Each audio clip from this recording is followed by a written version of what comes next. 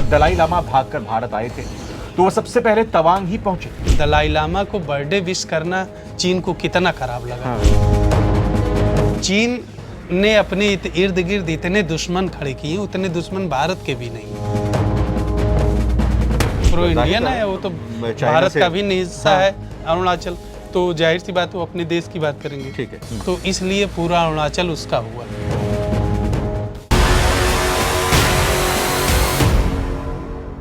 भारत के पूर्वोत्तर में खूबसूरत राज्य है अरुणाचल प्रदेश। इसी अरुणाचल में एक छोटा सा मगर पहाड़ों, घाटियों और जंगलों से घिरा हुआ एक सुंदर जिला है तवांग। इसी तवांग में एक मठ है जिसे तवांग मठ कहा जाता है। 10,000 फीट की ऊंचाई पर स्थित तवांग मठ अरुणाचल प्रदेश के सबसे बड़े और सबसे मशहूर मठों में से एक है। चारों ओर हिमालय के खूबसूरत नजारे अपने भीतर समेटे हुए अरुणाचल प्रदेश उगते सूरज को सबसे पहले सलाम करता है। भूटान, तिब्बत और म्यांमार की सीमाओं को छूता अरुणाचल प्रदेश ऐसा है कि इससे किसी को भी प्यार हो जाए। मगर इसी अरुणाचल और उसके दिल तवांग पर चीन की गंदी नजर है। उसे तवांग से बेहद डर भी लगता है, लेकिन यही तवांग तिब्बतियों के लिए बेहद महत्वपूर्ण है। 1959 में जब दलाई लामा भागकर भारत आए थे तो वो सबसे पहले तवांग ही पहुंचे थे।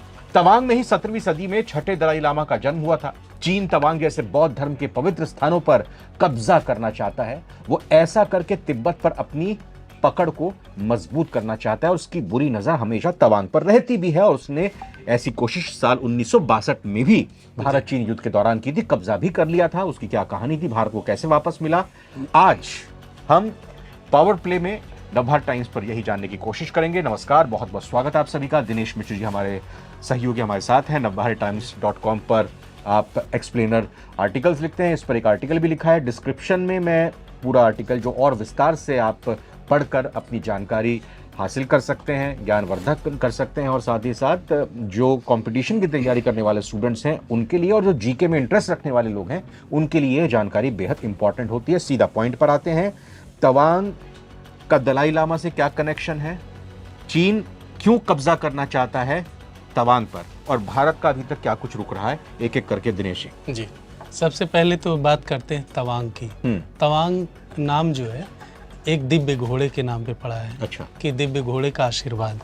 तो जैसे तवांग एक बौद्ध मठ है और सबसे बड़ी बात महायान जो शाखा है, ब्रांच है बौद्ध मठों की, बौद्ध की, वो थोड़ा सा एग्रेसिव ब्रांच है। वो वहाँ के जो बौद्ध भिक्षु होते हैं वो मतलब अपनी परंपरा, अपनी संस्कृति के लिए मतलब जान लड़ा देते हैं। मतलब नरम दल और गरम दल जिस तरह से होता है, कह सकते हैं कि बौद्ध जैसे भिक्षुओं का ये गरम दल। हाँ, हीन यान और महायान शाखा होती है बौद्ध धर्म की। तो उसमें महायान बहुत ही मतलब घोर मतलब नियम संयम का पालन करते हैं और बहुत ही, जैसे अपने यहाँ आप समझ लीजिए कि नागा साधुओं की बात। तो उसी तरह से महायान एक मतलब वो है। और महायान का जो जमावड़ा है वो तवांग मठ में है। अब बात करते हैं तवांग और तिब्बत के कनेक्शन की। तवांग का जो मठ है वो भारत का सबसे बड़ा बौद्ध मठ है। अरुणाचल प्रदेश का तो मशहूर है ही, भारत का सबसे बड़ा, दुनिया का नंबर दूसरा, और दुनिया का नंबर दूसरा है। ये जो है तिब्बत की जो राजधानी लहासा है, लहासा में पोटाला हाउस एक करके बौद्ध मठ है, उससे इसका बहुत कनेक्शन है। वहाँ के बौद्ध यहाँ आते हैं, यहाँ के बौद्ध। कितनी दूरी होगी तवांग और लहासा की या तिब्बत की सीमा की? क्योंकि जैसे मैंने भी शुरुआत में बॉर्डर ही है। दलाई लामा सबसे पहले जब 1959 में आए थे तो वो यहीं तवांग मठ में है। जी जी जी, आप बताइए। क्योंकि बॉर्डर ही है, अरुणाचल का बॉर्डर है तिब्बत। तो अब आप इसके विवाद की एक कहानी आप ऐसे समझ सकते हैं कि 1916 में चीन के साथ एक शिमला, चीन कह रहे हैं, अंग्रेजों के साथ एक शिमला एग्रीमेंट हुआ। उस टाइम भारत भी आजाद नहीं हुआ था 1916 में, चीन भी गुलाम था। चीन भी गुलाम था। तो मतलब गुलाम क्या कह सकते हैं, राजतंत्र था एक तरह से चीन में। तो अब लेकिन जो है उस शिमला समझौते में भी एक लाइन खींची गई और उसमें तिब्बत को मतलब तिब्बत को एक ब्रिटिश भारत के हिस्से में बताया गया। अच्छा जी। और उसके बाद तवांग को भी उसी हिस्से में बताया गया। लेकिन उसके बाद फिर क्या हुआ कि चीन ने इसको माना नहीं। फिर मैकमोहन लाइन बनी। मैकमोहन लाइन में भी जैसे अरुणाचल को भारत के हिस्से में दिखाया गया, लेकिन चीन इसको नहीं मानता, आज तक नहीं मानता। तो चीन का ये कहना है कि इससे पहले चूंकि ये दक्षिणी तिब्बत का हिस्सा है तवांग। तवांग को दक्षिणी तिब्बत का हिस्सा मानता है, तो इसलिए पूरा अरुणाचल उसका हुआ। इसलिए वो अरुणाचल पे अपना अक्सर चीन अपना दावा ठोकता रहता है, कहता रहता है कि इसका हिस्सा है। तो यहाँ पे यहाँ पांचवें जो दलाई लामा थे, नगा वांग लोब्सांग, तो उनके इच्छा के अनुसार जो है यहाँ पे एक मठ की स्थापना 1680-81 में हुई थी जी। और तभी से ये जो मठ है ये बौद्ध धर्म का पर्याय बना हुआ है। और अब एक बड़ी बात ये है कि जो चीन इससे डरता क्यों है, मतलब अच्छा जी, इस तवांग मठ से ये डर ही चीन का जो है, आप डर का कारण बताएंगे? डर ही है चीन का जो वो इस पर कब्जा करना चाहता है, जो अरुणाचल पर रह रहकर वो घुसपैठ करने की कोशिश करता है, क्या डर है? अब आपको एक बात, अभी दलाई लामा का जन्मदिन था, हाँ। अभी मनाया जा रहा था, तो 6 तारीख, हाँ जी, पीएम ने इस पे शुभकामनाएं दे दी, तो चीन भड़क गया। हाँ। चीन को मतलब अब आप समझ सकते हैं मतलब कि चीन से पूछकर हम किसको बर्थडे विश करनी है, नहीं करनी है, हम अब आप उसके पीछे की मंशा समझिए। हाँ। कि दलाई लामा को बर्थडे विश करना चीन को कितना खराब लगा। हाँ। और क्यों खराब लगा? हाँ। खराब इसलिए लगा कि दलाई लामा का कनेक्शन तवांग से है, अच्छा, अरुणाचल से है, और बौद्ध धर्म का पूरे भारत से है। ठीक है, बौद्ध धर्म तो यहीं से गया ही है। ठीक है। तो अब चीन को ये है कि अगर दलाई लामा को हम वो दे रहे हैं, चूंकि दलाई लामा खुद भारत में है, तो चीन को ये लग रहा है कि मतलब हमसे पूछ के क्यों नहीं दिया गया, या क्यों दे रहे हैं, उनको समर्थन क्यों दे रहे हैं। आज पूरी लड़ाई इसी को लेकर के है। तो तवांग मठ जो है, सबसे बड़ा डर ये है कि ये चाइना का एंट्री पॉइंट है। अच्छा, तो ये भारत के लिए समझ लीजिए एक तरह से चिकन नेक है। अच्छा। जैसे बांग्लादेश की बात करते हैं, सिलीगुड़ी कॉरिडोर, अच्छा, वैसे चिकन नेक ये भी है। चीन इसलिए भी इस पे कब्जा करना चाहता है कि यहाँ से भारत में एंट्री आसान हो सकती है। ओके जी, जो उसका मतलब साम्राज्यवादी जो नीतियां हैं, अक्सर करके वो कहीं दूसरे देशों पे, महासागरों पे कब्जा करना, पहाड़ों पे कब्जा करना, माइंस पे कब्जा करना, ये चीन की नीति है। तो ये तवांग के बौद्ध भिक्षुओं से उसको क्यों डर लगता है? क्या चिंगारी यहाँ से फूटेगी? क्या यहाँ से रिवोल्ट होगा? तो महायान, जो मैंने शुरू में ही बात की थी कि जो महायान होते हैं वो एग्रेसिव होते हैं। उनका मतलब अपनी संस्कृति परंपराओं को लेकर के बहुत आप समझिए कि जो चीन की जो रेस है, नस्ल है, वो बहुत कुछ हद तक ये तिब्बत और इधर मंगोलायड और यहाँ अरुणाचल, वियतनाम सबसे मिलती जुलती है। तो चीन को इस बात का डर है क्योंकि चीन में कम्युनिस्ट पार्टी का शासन है। सब कुछ वहाँ दबा करके जबरन रखा गया है। चाहे आपको शासन पसंद हो चाहे ना पसंद हो, शी जिनपिंग के कामकाज पसंद हो ना पसंद हो, लेकिन आपको जीना मरना उसी शासन उसी कामकाज के साथ है। तो चीन को सबसे बड़ा डर इसी बात का है कि अगर विद्रोह कहीं से भड़केगा, क्योंकि उसने अपने जो उसका मूल देश है वहाँ तो उसने सारे आंदोलन दबा दिए। छात्रों के आंदोलन दबा दिए, तियानमन स्क्वायर आपको पता ही है। हाँ, 1949 के बाद से बहुत सारे आंदोलन टैंक उतार दिए थे सड़कों पर।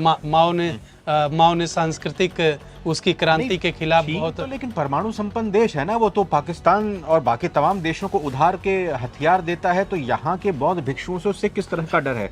क्या उसको ये डर है कि तिब्बत में जो आज़ादी की मांग उठ रही है वो अंतर्राष्ट्रीय परिदृश्य में हाईलाइट हो जाएगी, या और भी किसी तरह की उसकी चिंता? ये बात तो है ही है, अंतर्राष्ट्रीय परिदृश्य पे उसके खिलाफ एक माहौल तो बना ही है। लेकिन सबसे बड़ी चीज है कि चीन की जो सीमा है वो भारत से और तिब्बत से लगती है। तो चीन को जो खतरा, और भारत भी ऐसा छोटा मोटा देश तो है नहीं कि वो दबा करके रख लेगा या वो उसको कब्जे में कर। जब उसको ताइवान जैसे देश, वियतनाम जैसे देश या और भी देश, फिलीपींस जैसे देश चुनौती दे रहे हैं, तो भारत तो बहुत बड़ा है। भारत तो खुद मिसाइल टेक्नोलॉजी और हर चीज में आगे है। तो चीन ने अपने इर्द गिर्द इतने दुश्मन खड़े किए, उतने दुश्मन भारत के भी नहीं। ठीक है, तो कुल मिला करके ये जो तवांग है, तवांग से ही जो आंदोलन वो फैल सकता है, इस बात को चीन का डर है। अच्छा। और तवांग से फैलने के साथ साथ क्या है कि दुनिया भर में जैसे बौद्ध जो मठ है, आपने जैसे बहुत सारी फिल्में भी देखी होंगी हॉलीवुड वगैरह में, तो आपने देखा होगा कि ये लोग कितने मतलब अपनी चीज़ों को लेकर के और कितने आग्रही होते हैं। मतलब कि समझिए कि एक तरह से वो उसके लिए मर मिटने को तैयार होते हैं। और अगर इतिहास, अगर बौद्धों के इतिहास में अगर आप जाएं, तो जैसे 7वीं 8वीं सदी की बात करें, 9वीं सदी की भारत की बात करें, तो आप सोचिए कि हीनयान महायान जो बौद्ध धर्म था, उन्होंने बड़ी खूनी लड़ाइयाँ लड़ी, मतलब उन्होंने युद्ध किए हैं, जीते हैं, हाँ, राजाओं का नाश किया है, बहुत सारी चीजें। हिंसा, अहिंसा भले धर्म वो है, लेकिन इसके पीछे पीछे उनके एक हिंसक इतिहास भी मिलता है। नहीं, एक लड़ाई भारत की भी चीन पर थोपी गई, चीन की तरफ से जी। 1962 में तवांग के एक अच्छे खासे इलाके पर, एक क्षेत्र पर चीन ने कब्जा कर लिया था जी। उसको लौटाना क्या पड़ा, वो क्या कहानी है? वो कहानी ये कि जब सीज फायर हुआ तो फिर इसमें मतलब अपने अपने क्षेत्रों के लौटने की ओर कहा गया, तो उसमें चीन को मजबूरन तवांग जो 90,000 किलोमीटर, तो उसने दावा कर लिया कि मेरा 90,000 वर्ग किलोमीटर पे अरुणाचल के 90,000 वर्ग किलोमीटर दावा है। अक्साई चीन भी कब्जा कर लिया था, ठीक है, वो लद्दाख की ठीक है, तरफ, वो लद्दाख की तरफ। तो कुछ इलाके जैसे सीज फायर के दौरान उसको वापस करने पड़े। अच्छा, वापस भी इसलिए नहीं करने पड़े कि वो किसी दया भावना या किसी बात उस मजबूरी में उसकी सबसे बड़ी मजबूरी वहाँ ये थी कि उस वहाँ पर उसकी रिटेन कर पाना बहुत मुश्किल था। 10,000 फीट की ऊंचाई पर है वो। अच्छा, हाँ, और वहाँ पहुँचना बहुत मुश्किल है। वहाँ पर सैनिकों को रखना पड़ेगा, जमावड़ा करना पड़ेगा, और कैजुअल्टी भी ऐसे ज्यादा सबसे बड़ी बात कि वहाँ जितने मतलब गांव हैं, जितने लोग हैं, सब वो क्या है, इंडिया प्रो इंडियन है। जी, प्रो इंडियन है। वो तो भारत का भी हिस्सा है अरुणाचल, तो जाहिर सी बात वो अपने देश की बात करेंगे। ठीक है, तो हाँ, मुट्ठी भर सैनिक कितने दिन टिकेंगे? तो हाल फिलहाल में जो पूरा मामला भी चल रहा है, दलाई लामा के बात को लेकर भारत की तरफ से भारत रत्न की भी मांग यहाँ पर की गई है। दूसरी तरफ चीन की नज़र यहाँ पर हमेशा रहती है। शी जिनपिंग अभी थोड़ा निष्क्रिय है, उनका पता नहीं है क्या है। तवांग को लेकर, अरुणाचल प्रदेश को लेकर, दलाई लामा और तिब्बत को लेकर भारत का हाल फिलहाल का स्टैंड कैसा है? नहीं, भारत का स्टैंड जैसे मतलब मेरी बात हुई थी भारत तिब्बत मैत्री संघ के कोऑर्डिनेटर से, एक ताशी करके हैं, उनसे बात हुई थी, तो उन्होंने बताया कि जैसे तिब्बत क्या है कि भारत को अपना गुरु मानता है, और गुरु शिष्य की परंपरा की तरह भारत और तिब्बत के बीच संबंध है। तो वो भारत कभी भी ये नहीं कहता है, भारत ने शरण तो दी है, लेकिन कभी भी वो ये नहीं जताता है कि हमने एहसान किया या हम जो है आपके आंतरिक मामलों में दखल देंगे या आपके लिए चीन के खिलाफ जाके लड़ेंगे। भारत ने ये कभी नहीं कहा। भारत, अगर अंदरूनी स्ट्रेटजी की बात की जाए तो भारत समझिए कि चीन की ओर से एक दीवार खड़ी कर रहा है। अगर अंदरूनी रणनीति की बात की जाए, लामा के बहाने और तिब्बत के बहाने उसने एक बॉर्डर बैरियर खड़ा कर दिया है। अब ये लोग उसके चीन के लिए बड़े नासूर बन रहे हैं, साबित होने, और आने वाले समय में ये होगा भी। अभी ये धीरे धीरे जैसे दुनिया में चीज़ें बढ़ेंगी और चीन की सत्ता कमजोर पड़ेगी, क्योंकि कितने दिन तक झूठ की सत्ता कितने दिन तक टिकी रहेगी। जी। तो दिनेश जी, बहुत बहुत धन्यवाद आपका। और जो थंब हमने आज दिया भी है इस वीडियो का कि तवांग पर कब्जा क्यों चाहता है चीन और दलाई लामा का यहाँ से क्या कनेक्शन है, उम्मीद करते हैं इन दोनों ही सवालों का जवाब आज की इस वीडियो में आपको मिला होगा। अगर कोई कमी रह गई हो गई है तो उसके लिए क्षमा चाहते हैं, और कमेंट करके ज़रूर बताइएगा। अगली बार और बेहतर तरीके से आपके सामने पेश होंगे।